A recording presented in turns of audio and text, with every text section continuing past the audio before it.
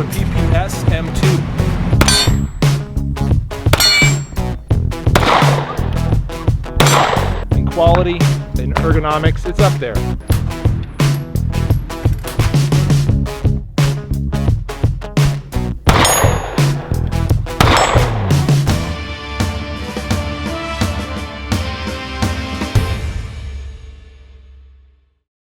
Hey guys, welcome back and thanks for tuning in to my review of the Walther PPS M2. This is a concealed carry 9mm, a single stack 9mm, one of a great number of single stack 9mm that are out on the market today. How does it fare against all those other 9mm? Well, we're going to compare it against at least one other extremely popular one in the same class, perhaps one other concealed carry handgun as well, and kind of talk about its capacity, its size, its weight, all that stuff, its potential as a concealed carry handgun, how it's performed in the testing that I've done with it, etc., etc., etc. So let's get into some of that. Want to acknowledge first off that Walther did send me this pistol for testing and review. It's going to go back to them when I'm done, which is very shortly. They gave me the option of buying it. I don't think I'm going to take them up on it.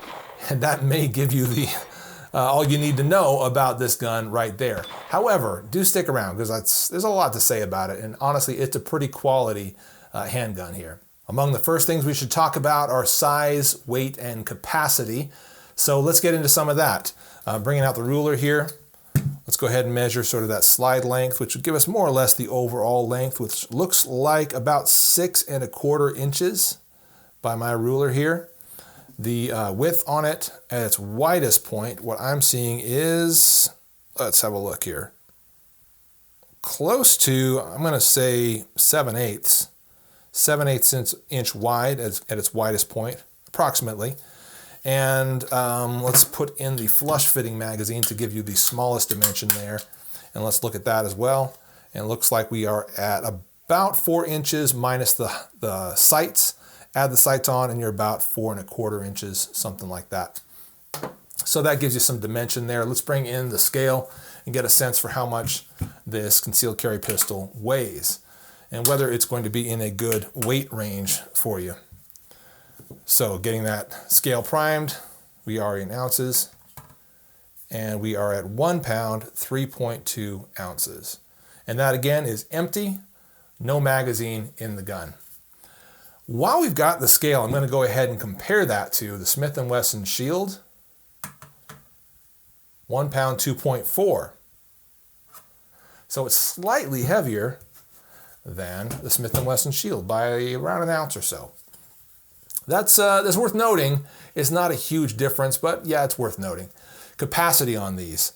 We've got 2 magazines that the gun comes with. One is the flush fitting one like you saw before, right there. And the extended magazine. It's worth noting sort of how that mates up to the grip there, and kind of how you've got a little bit of a little, what do you call that, a little canyon. It's just enough of a space for you to pinch your finger into. I will point that out. But once you have that in there, it gives you a nice, solid, firm, and nice full hand grip on it. Pretty much full hand grip on it. I can get a nice grip on that anyway. And the capacity on it, like I said, 6 in the flush fitting and 7 in the extended. I don't know if you're supposed to get 7 and 8, but I could never fit more than 6 and 7, so I'm going to call it 6 and 7. Sights on it. We'll look at those real quick. Very basic, but also totally doable, totally solid. Nothing wrong with them at all. And in the shooting that I did, I found them to be absolutely adequate and very, very useful. And let's look at the Smith & Wesson Shield by comparison. Once again, the Shield is an extremely popular 9mm, single stack 9, roughly single stack 9, and the sights are, you know, pretty similar on those two guns.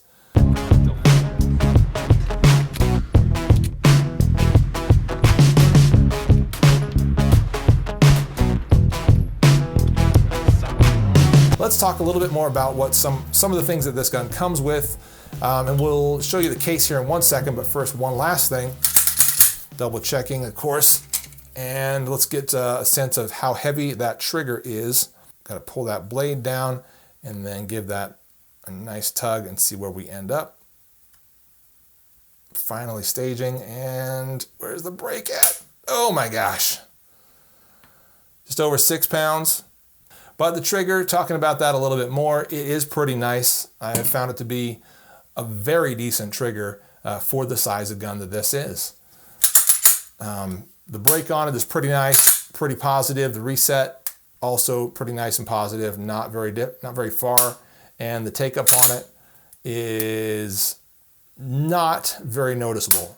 Just a tiny bit, a slight bit of movement in that take up and a very crisp wall. So yeah, very nice. Good trigger overall. Comparing that, because I know you guys want to know the difference. Comparing that against the Smith & Wesson Shield, once again about 6 1/4 or so on the PPS M2. The Shield, pull that one real quick, and we've got very much the same, just over 6 pounds.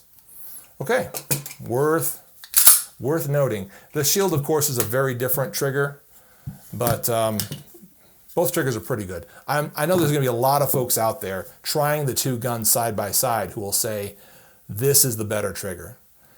It's different, and the thing of it is, a lot of folks do not like those Smith & Wesson triggers. So if you like the Shield for almost every other reason, but there's something about that PPS trigger that you prefer, I could definitely see you choosing the PPS M2 over the Shield or any number of other single stack 9mm. Lastly, it's important to note that the PPS M2 is a true single stack 9mm. The bullets, the rounds, I should say, only come down right on top of one another throughout that magazine, whereas with the Shield, they are semi-staggered, as you can see there, which gives you greater capacity. We actually have 7 in the flush fitting magazine for the Shield and 8 in the extended magazine for the Shield. Whereas on the PPS M2, like I said, 6 and 7. So that's worth noting. Let's bring in the box that this gun comes in, because you're probably interested in looking at that just a little bit. It comes in a pretty nice little hard shell box. Don't know if this is necessarily TSA safe or anything like that, but it's pretty nice. Locks shut like so. And it looks like you can run some locks through here to close that up in a more semi-permanent fashion. And looking at the inside of it, cut away very nicely. It looks like it's good storage container as well as shipping and whatever. But it's always nice to have something like that for taking your gun to the range. You don't have to buy something new. And one last comparison, because I've got it here on the table, let's bring in the Ruger SP101 and 357 Magnum. Making its first appearance here on the channel, I believe. It's fairly new in my collection. Going to be shooting it a lot, getting it in some other videos in the future. But this is obviously much lower in capacity at 5 rounds, 38 special or 357 versus 9mm. So a lot of differences, but they're similar in the fact that a lot of people will choose this for concealed carry. So, you know, they contend against each other in that sense. We're just going to measure for weight this time to get a sense of what the SP101 runs. And that comes in at 1 pound 9 ounces. So considerably heavier, a good 6 ounces or so heavier than that PPS M2. And also, as I said before, you're down by a lot of rounds. 5 versus, well, I guess not that many. 6 plus 1, so 7 in the flush fitting, and 7 plus 1, so 8 in the extended mag versus, once again, 5. All right, that's all we're going to do for gun comparisons. Let's talk about the performance of the PPS M2.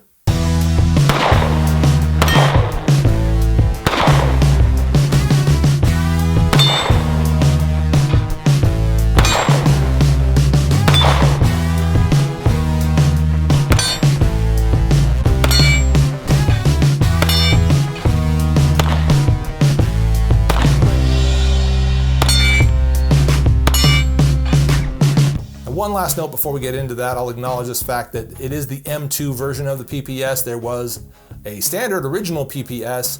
I shot that a couple of times, never owned one, never reviewed it, obviously. Good quality, single stack 9mm. I liked it. However, the Shield came along, I chose that instead of the PPS, but it was a very strong contender. Now that the PPS M2 is out, it's an even stronger Contender in the single stack 9mm category. One thing that is very nice is this big trigger guard. You can see how it kind of scoops down here like that, giving you a nice amount of space for your finger underneath the trigger guard, but still a ton of room for your finger inside the trigger guard.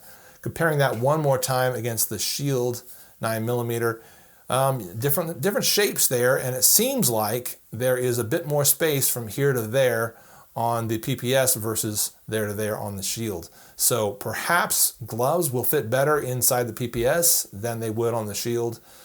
And fatter fingers, I suppose, would also do better in the PPS. That's just one point I wanted to mention. Ergonomically, in every other sense, I like this gun a lot. All the shooting that I've done with it, it feels good in hand. I'm not feeling any hot spots, no discomfort with the recoil or anything like that. Quite controllable, easy to get back onto target for follow-up shots. Again, pretty comfortable to shoot. I have not carried this, concealed it as I would a gun that I bought, but I would say that this would conceal beautifully. I mean, regardless of what type of holster you choose to wear. I like the front and rear slide serrations. Some folks don't care for the front slide serrations. I do use them every now and then. It's nice to be able to get a hold of that from whatever direction you choose to, based on the current ergonomics of your situation. I definitely like having that option. It is nice that the slide locks back very easily, as you can tell there, and on the last round, of course. Takedown is nothing at all. Pull that trigger, yank back on that just ever so slightly, pull those two tabs down, and you are disassembled basically. Pop the spring out, pop the barrel out, and that's it for cleaning. So super easy gun to maintain, very, very familiar in that sense as well. And there you are, back on. Occasionally I've had it do that. I don't know why, but every now and then as I'm trying to reassemble it, it'll stick on me. But anyways, moving on to one other point, the mag release. As you look at that, it is recessed enough that it's out of the way. You've got this little shelf right here that turns into the trigger guard that it kind of nests right up against. So it's not completely flushed with that, but is very close. And so you don't really accidentally hit that. Well, I kind of did just then. But for the most part, you're not going to accidentally hit that, especially since it is out of the way of your thumb as you're in that firing grip. So you do have to break your grip to get to it. But once you do, it's very positive and it works just great. Accuracy, we can cover that real quick. I don't have any paper targets to show you. I did one at the range where I pretty much put a couple of 100 rounds through the exact same target and created a great big ragged hole in the middle of it. I mean, a pretty big ragged hole. I was shooting fairly rapid for some of that, a little more slow and precise for a few other rounds, but for the most part, I was just trying to crank some rounds through the gun. So a big ragged hole like that is fine, and honestly that gives me the indication that at 7 yards you're going to be connecting really well, really easily at center of mass.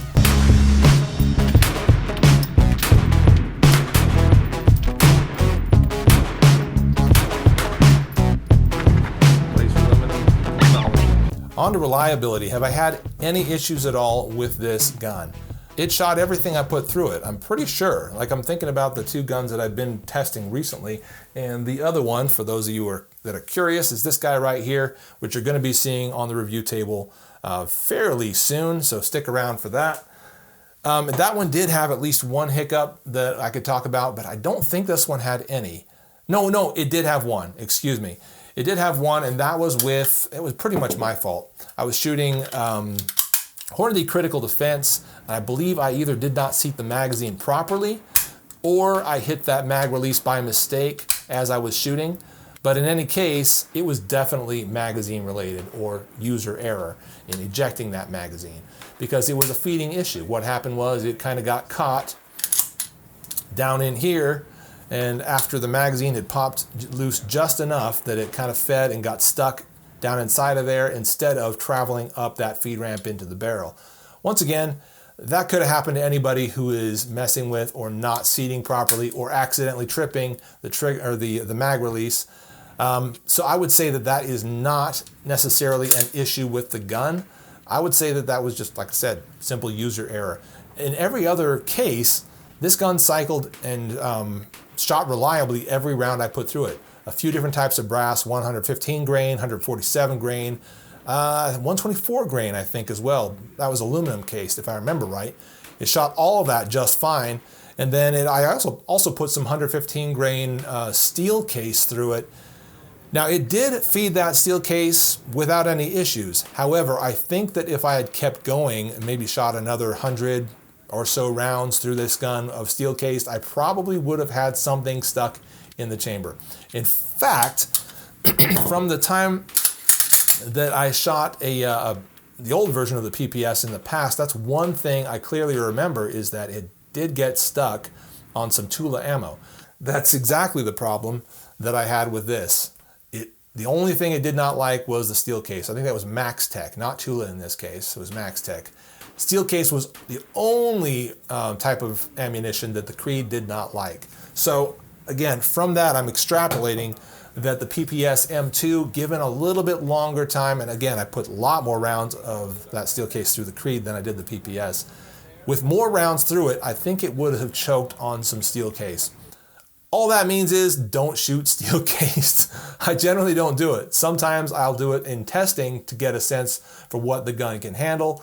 But generally speaking, I don't like shooting steel case, and I expect my guns to choke if I start shooting it.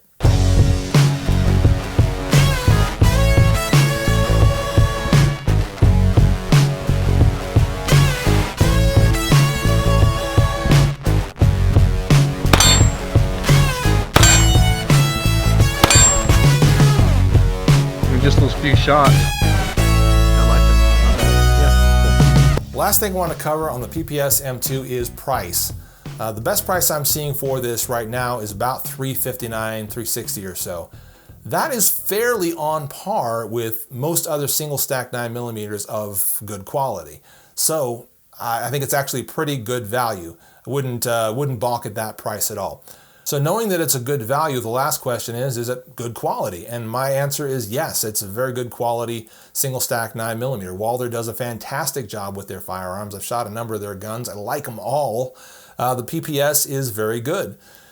The last question then is, should you buy this one versus all the other single stack 9s out there? Well, it's down one in capacity compared to the Shield, but next to just about every other single stack 9mm, it's right on par with just about all the rest of them.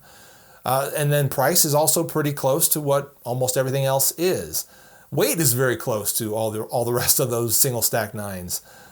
So it comes down to probably your ergonomics and trigger. And does this fit your hand a little better? And do you like that trigger better than any of the others out there?